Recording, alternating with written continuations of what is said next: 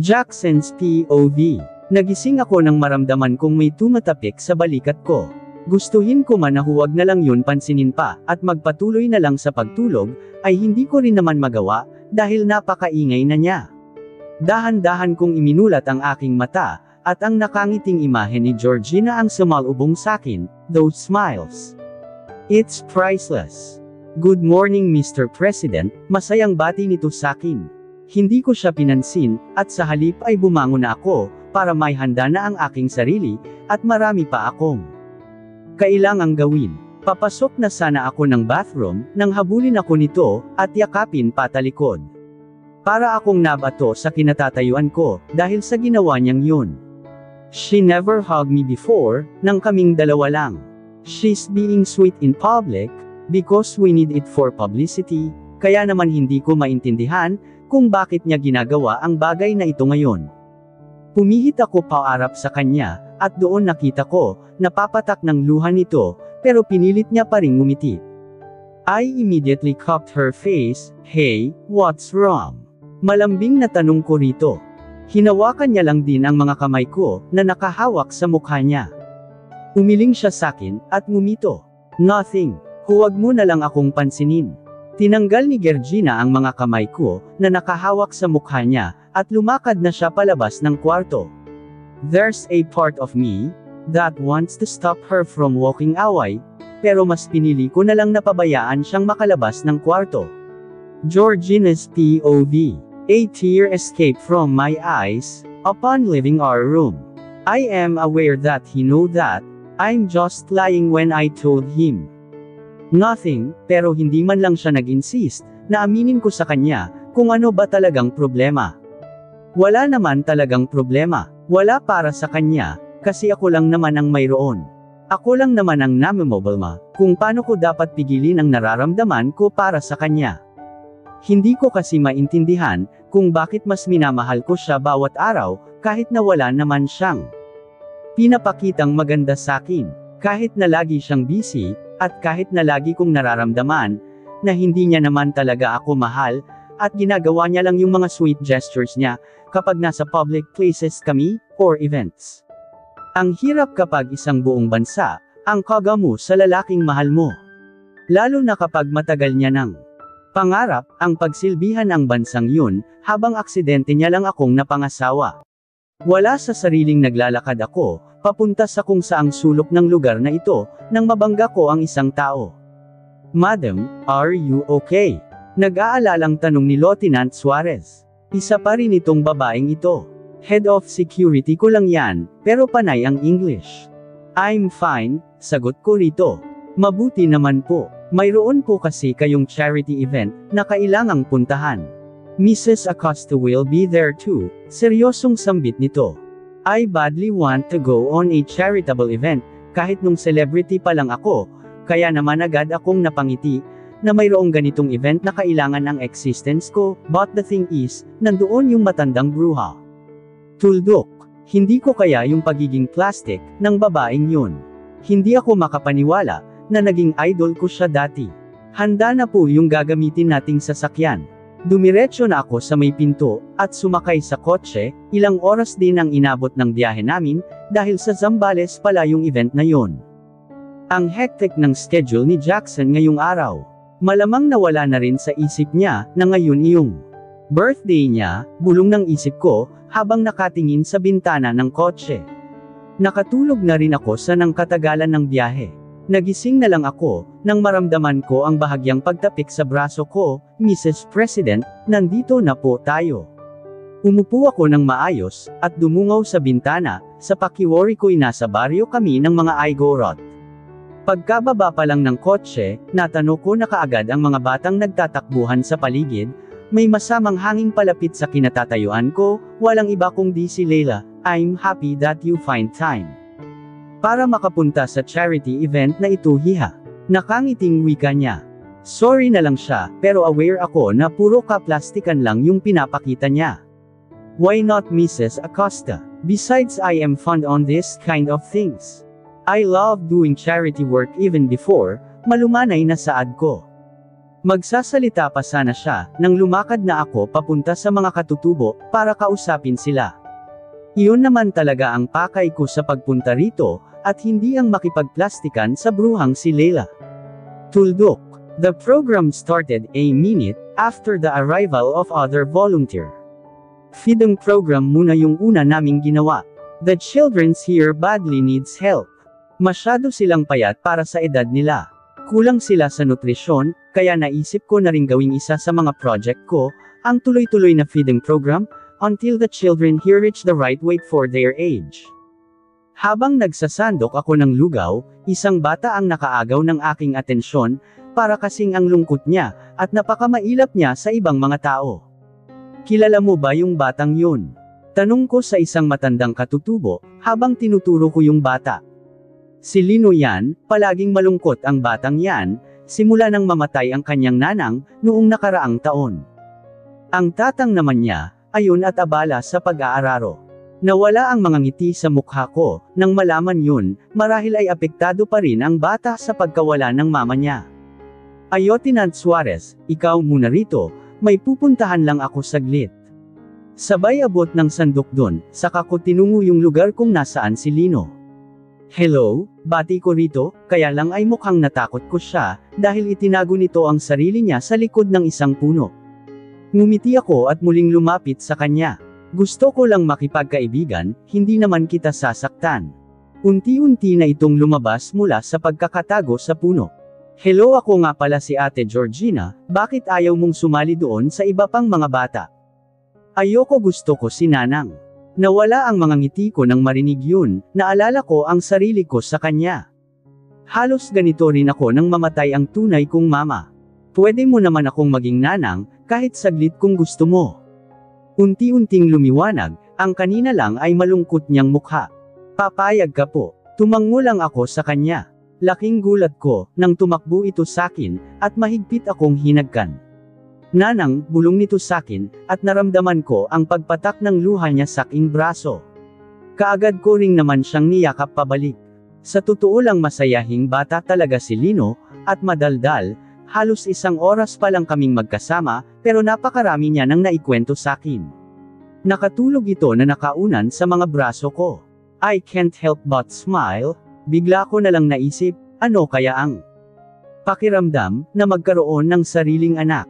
Mga 4:00 na ng hapon, nang mapagpasyahan naming bumiyahe na pabalik sa Manila.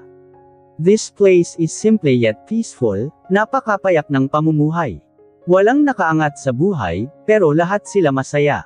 Secretary Santos, pumayag ka na. Madam, baka magalit yung Pangulo, isa pa hindi siya sanay, na ipinagdiriwang ang kaarawan niya. Alam ko, kaya nga surprise, saka kami lang namang dalawa. Pangungulit ko rito. Isang malalim na paghinga ang ginawa nito. Papayag na ako na palabisang may dinner meeting siya, with an important person, pero ngayon lang ito, kasi baka patalsikan ako ng Pangulo sa trabaho ko. Mga ilang beses din akong tumango, senyales na sang-ayon ako sa mga sinambit nito. Para akong tanga na kinikilig, habang pinagmamasdan ang paligid ng restaurant. Ang romantic niya kasi. Georgina, anong ginagawa mo rito? Seryoso at kunot noong tanong sakin ni Jackson, nang makapasok na siya sa restaurant. Nasaan na si Mr. Lim? Siya dapat ang kamiting ko ngayon. Lumapit ako sa kanya, at hinawakan ang kamay nito, wala naman talagang meeting with Mr. Lim ngayon. Ginawa ko lang yun para pumunta ka. Alam ko kasi na ayaw mong sinicelebrate yung birthday mo, kaya naman kinunsab ako si Secretary Santos. Pero wag ka nang magalit sa kanya, kasi pinilit ko lang siya, pagpapaliwanag ko. Why do you have to interfere with this matter? Stop acting as if you're my real wife. We married each other by accident, nothing more, nothing less. Isa pa, I don't have time for this kind of thing. Galit na wika ni Jackson. Napayuko na lang ako, at pasimpleng pinunasan ang luha ko. Bakit ba kasi ako umasa na ma-appreciate niya itong ginawa ko? You don't have time for this kind of stuff, that's why I made time for US. Hindi ko naman hinihingi yung 1 buong araw mo Jackson, counting oras lang, at isa pa, alam ko naman na hindi mo ako mahal, at sa papel lang ang kasal natin, kaya hindi mo na kailangang ipamukha pa sakin yun. I just want to become part of your life, I just want to celebrate the day that you were born. Masama ba yun? Hindi si Jackson sumagot, pero napalitan ang ekspresyon sa mukha niya. He walks towards me, and without saying a word he hugs me. Napakahigpit ng yakap niya sakin. Sorry, I was just, never mind. Stop smiling like an idiot. Masungit na puna ni Jackson, habang kumakain kami ng dinner, bakit nai-inlove ka ba sa mga ngiti ko? Pang-asar ko sa kanya. He gave me a smirk, in your dreams. Would you mind if I ask, kung bakit ayaw mong mag-celebrate ng birthday mo? He looked at me using his drowsy eyes. I get used to it. My parents are always busy before, kaya bata pa lang ako, hindi ko na na-celebrate ng maayos ang birthday ko, seryosong sagot ni Jackson sakin. I cupped his face, dahilan para magtama ang mga mata namin. Don't worry, from now on, I will always celebrate special occasions with you, you will no longer feel alone. Napabitaw ako sa pagkakahawak ko sa mukha niya, nang dumating na yung waiter na may dalang cake. Siyempre para kumpleto ang selebrasyon, kinantahan ko rin siya ng happy birthday. Happy 41st birthday President Jackson Segovia. Nakangiting bati ko sa kanya. Hinaipan niya yung kandila ng cake. Do you have to emphasize my age, woman? Nakang isang tanong ni Jackson sakin. I didn't mean it daw. I'm only 29 years old, so you're 12 years older than me, sambit ko habang nakatingin pa rin sa kanya. But age doesn't matter, right? He asks. Ayoko mag-assume, pero parang may gusto siyang ipahiwatig sa sinabi niya. Tumigil ka nga, baka mamaya ma-fall ako niyan, tas di mo naman ako saluhin. I hope that I won't fall for you. Kahit na alam kong hulog na ako sa kanya, sinabi ko pa rin yun, hoping na mas agap niya yung nais kong ipahiwatig. Hinalikan niya ang noo ko, at inilapit ang bibig niya sa may tenga ko. Just love, Georgina, but don't fall in love. 'Cause everything that falls, get broken, and I don't wanna see you broken. Georgina's POV. Wake up you sleepyhead, that sweet voice, woke me up from my nice, and wonderful dream, how dare that? Human being. I slightly moved my body, pero wala akong balak na bumangon, kasi nga feel pang katawang lupa kung humilata sa malambot na higa na ito. And one more thing, pinagod ako ni Jackson kagabi. Hindi yung pinagod na ginagawa ng normal na mag-asawa, kasi naman utak ko ang pinagod ng ugok na yun, nang bigla niya nalang naisip ang kumustahin ang pag-aaral ko, tungkol sa history ng buong galaxy, buong mundo. Okay ang na ng buong mundo, Pilipinas na lang yun na yun wala ng tawad, kasi yun naman talaga ang totoo. Wala ka talagang planong bumangon dyan.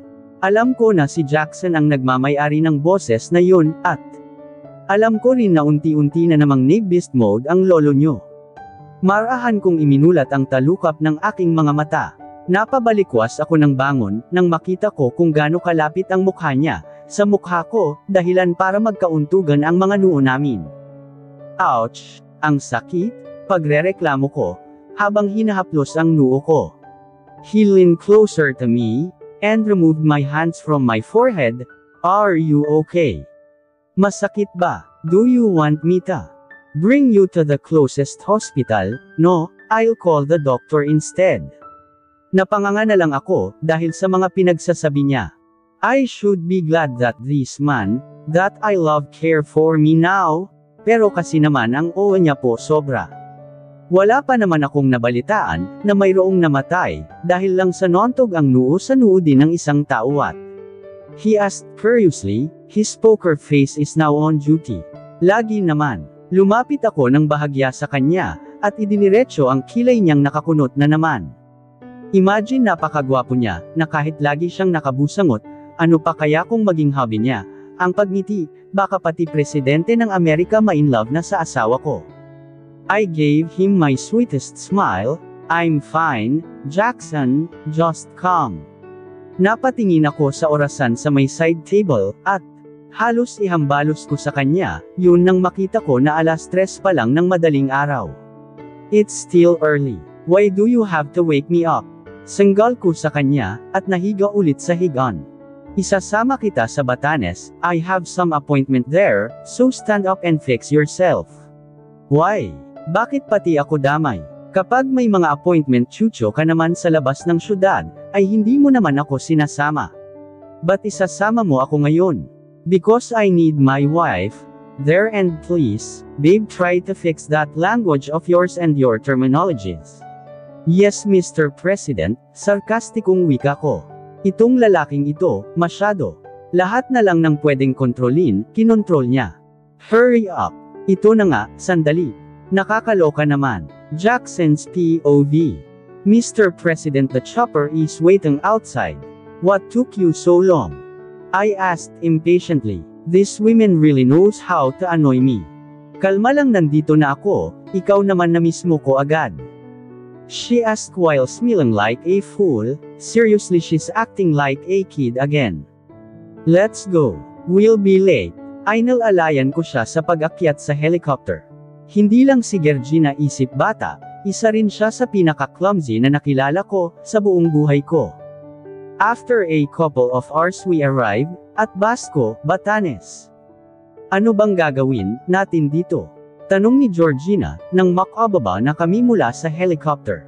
Well, this part of our country, visited by the former president, rarely, so I personally want to check the well-being of our countrymen here.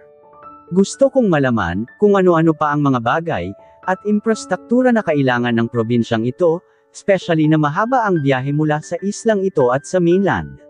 You're planning to build different infrastructure here.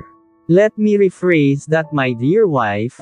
We will give this place the important infrastructure that they need, and that's not just a plan, I answered before I intertwined my hands with her. Mr. and Mrs. President, masayang-masaya po kami, at nagkaroon kayo ng pagkakataon na bisitahin ang probinsya namin. Governor Bautista, the pleasure is ours, talaga namang napakaganda ng lugar na ito. It's a hidden paradise. Halina po kayo at doon na lang tayo mag-usap sa King Opisina. Please have a seat, Mr. President. Nakangiting wika niya, at naupo na rin ito. Pinasadahan ko ng tingin ang kabuuan ng kanyang tanggapan, at isa lang ang masasabi ko, simple at payak lang ang disenyo nito. I came here to check on my countrymen. Plano ko kasi magpatayo ng mga pampublikong ospital sa probinsya. New, at iba pang mga infrastruktura, na talaga namang kailangan ng mga taong nakatira rito.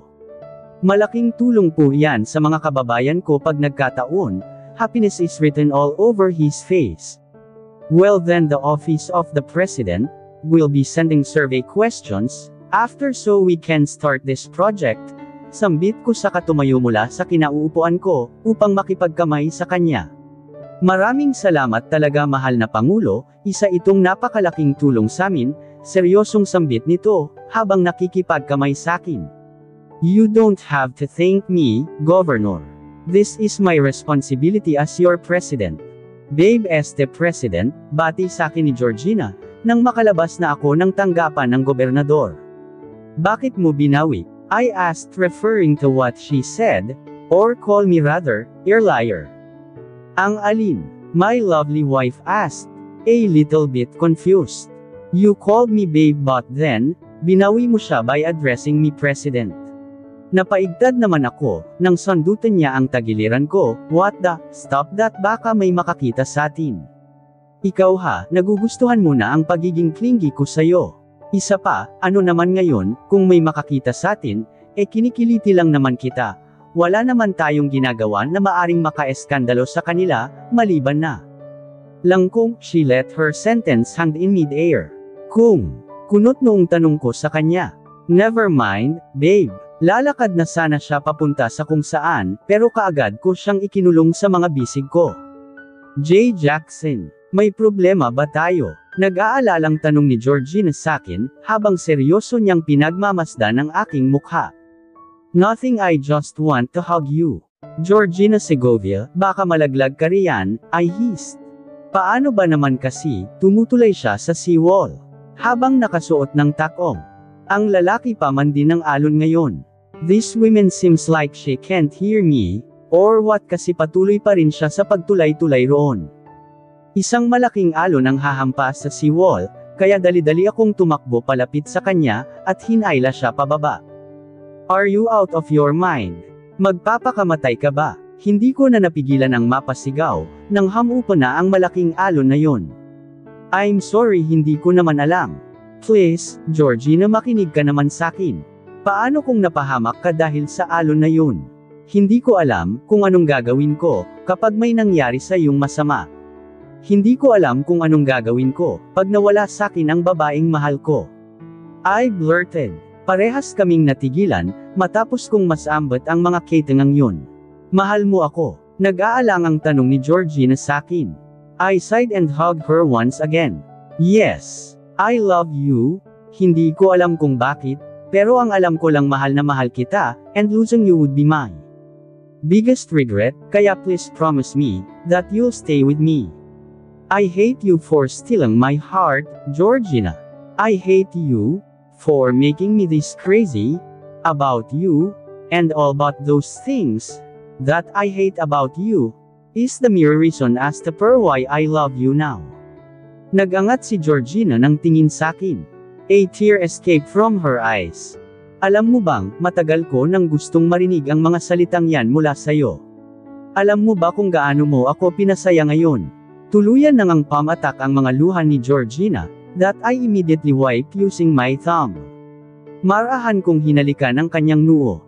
I'm sorry for realizing it late, Georgina.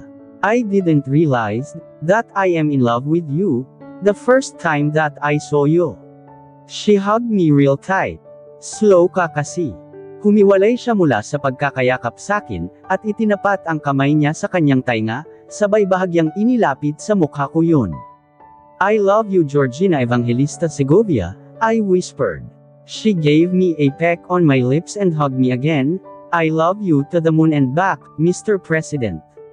At dito na po nagtatapos ang kabanata ng ating kwento, at sanay muli niyo po akong samahan sa mga susunod pang kabanata. Maraming salamat po, ingat po tayong lahat.